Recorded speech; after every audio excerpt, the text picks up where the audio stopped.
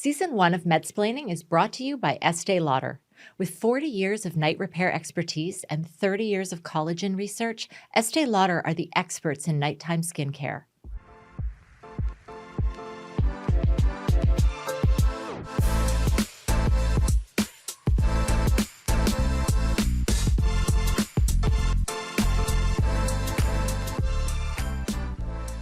I'm Dr. Jennifer Zelovitzky. Welcome to Medsplaining. This mini episode is all about skincare, which is perfect because I love skincare. It's also why I am so thrilled that Estee Lauder came on board as our title sponsor on Season 1. Estee Lauder are the expert in nighttime skincare. Did you know Dream Skin is just one sleep away? Estee Lauder's Advanced Night Repair Serum and new overnight treatment work together to transform your skin. This power pair minimizes key signs of aging and helps your skin recover, feel softer and smoother. So I'm here today with a very special guest, Dr. Jenn Tran. She is a board-certified dermatologist, and she's here today to answer all of our burning questions about skincare and dermatology. Jenn, thank you so much for being on Medsplaining. Thank you for having me. I am a dermatologist in Toronto, and I've been practicing for the past 6 years. And I work in a lot of different clinics, mainly out of Medcan and Sunnybrook right now. My main job right now is dermatology, but I am just coming off of my maternity leave. So my other main job is being a mom of 2. I have 2 little ones at home. It takes up a lot of time, makes me really tired, but it's the best thing ever. And I'm also doing a little bit of social media. So I have a new Instagram account, Dr. Jenn Tran. You can follow me if you like. It's fantastic. And that's really all about me. Well, it's a pleasure. And I'm really excited because I know a lot of my listeners have a lot of questions. I know I get a lot of questions about skincare, and sometimes I don't know how to answer them. So I'm really glad to have you here.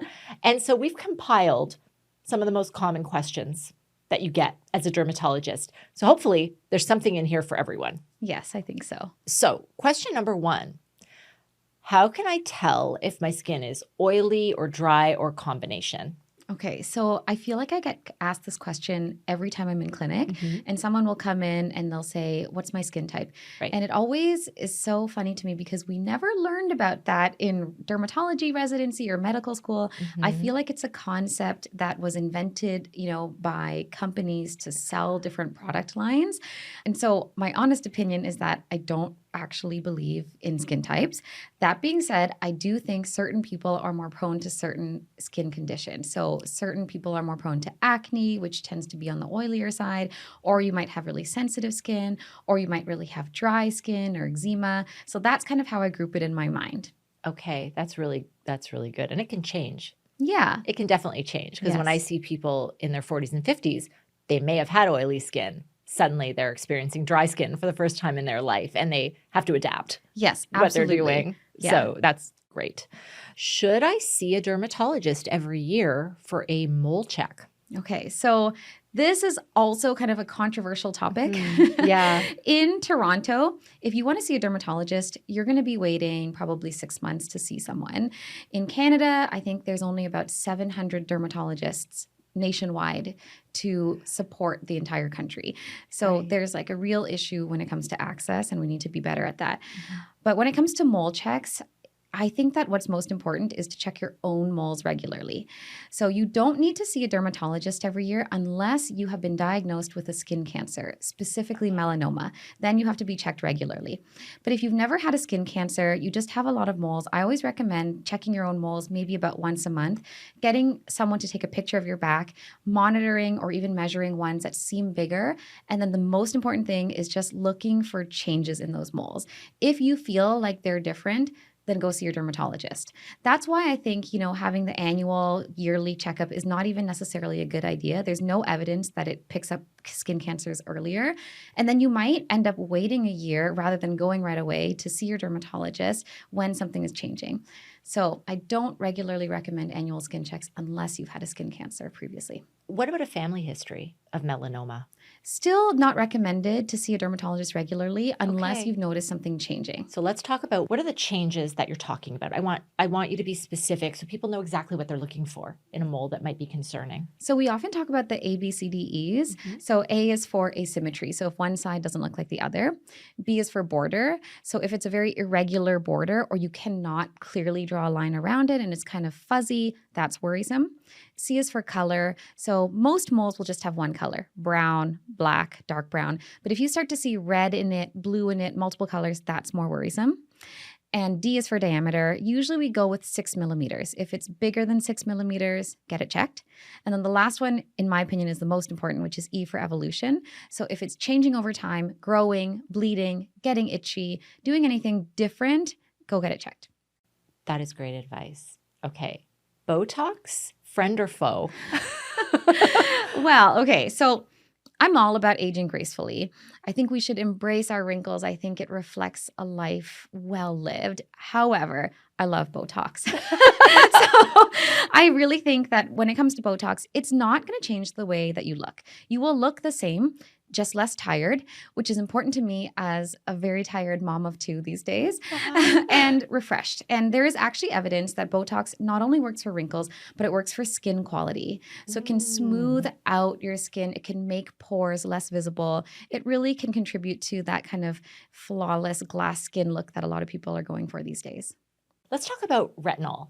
Retinol is all the rage, especially among women my age, but I know younger women are also embracing this trend too. Yes. What's the correct way to use a retinol? Yeah, so you're absolutely right. I think it went viral because, and I didn't know about this until I had multiple people coming in, young people asking for a prescription for tretinoin. So much that it was actually back ordered for months and no one could get it. Wow. It was like a crisis. Okay. Oh, yeah. But when you start to use a retinol, yes, it will help your skin quality. It's going to reduce fine lines. It's going to improve the uneven skin tone that you might have. It will make you look younger over time, but it can also flip the switch and irritate the heck out of your skin. So when I start someone on a retinol, I always say just once a week, and I do the sandwich approach. So I tell them to put on moisturizer first, then the retinol, then moisturizer again, and literally just once a week for maybe 2 weeks, see how they do, and then build up really gradually, maybe twice a week, maybe 3 times a week. You don't have to aspire to use it every day, and you don't have to increase the potency. As long as you're using it somewhat regularly, you can still get the benefits from it. That's amazing. One question I know you get a lot, and you love answering this, is do you watch Dr. Pimple Popper, and is that what you do for a living? I get asked this question like on a daily basis. I'm going to give you a chance to put it on the record right here and now. I do watch Dr. Pimple Popper, and she's a real person. So I'm in this like Facebook group of dermatologists, and she's so nice and so lovely. And I think she's super committed to caring for her patients. She really seems to care. So I do watch it. But she, as you can see, if you watch her show, she does more than just pop pimples for a living. I really think she can help her patients. And yes, I think she's shedding a good light on dermatology. Absolutely. Let's talk a little bit about acne. So what can people do about acne on the chin, like hormonal acne on the chin?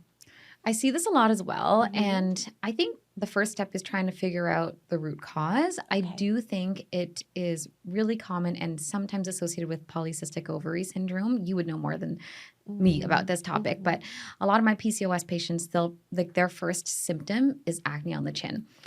And there's a lot of treatments we can do for it. Usually I go through my typical acne treatment options, which could include different creams, antibiotics, hormonal treatments like spironolactone, or isotretinoin, which is like Accutane, otherwise known as.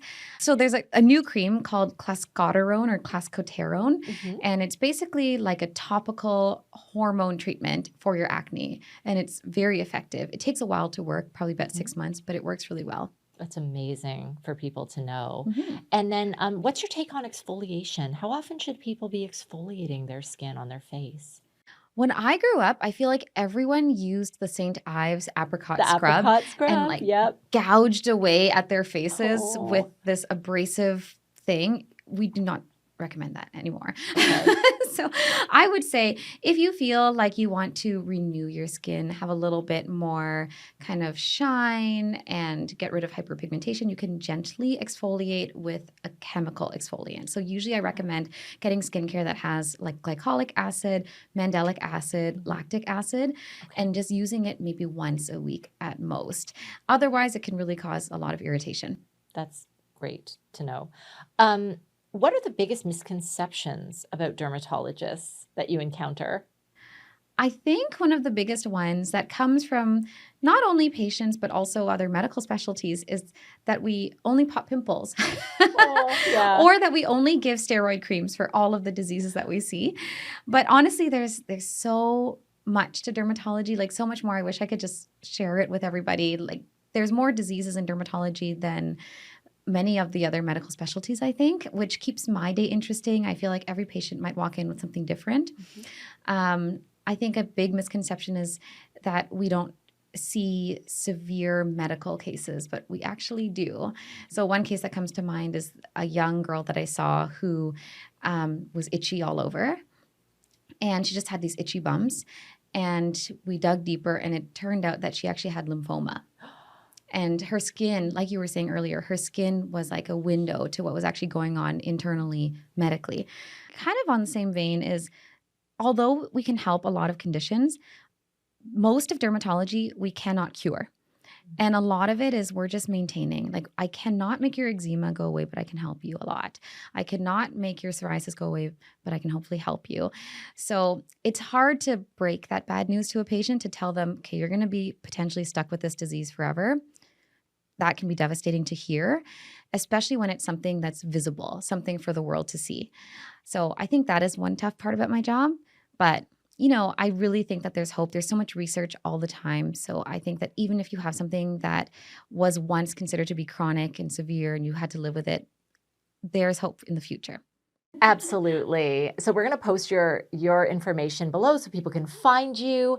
I just want to thank you so much for taking time out of your busy schedule to join us on Medsplaining, answer these common questions, and I hope to have you back again one day soon. Thanks so much for having me. Thanks for listening. Don't forget to follow us on Instagram, Facebook, LinkedIn, and TikTok at Medsplaining. If you have any questions, shoot me a DM. And if you'd like this episode, the best thing you can do is tell a friend or rate and review it wherever you listen to your podcast so other women can discover it. And don't forget, if you're listening to this, you may be happy to know that we video every single episode, so you can watch it if you prefer on YouTube. See you next week. Medsplaining is produced by Ghost Bureau. Thank you for tuning in to Medsplaining.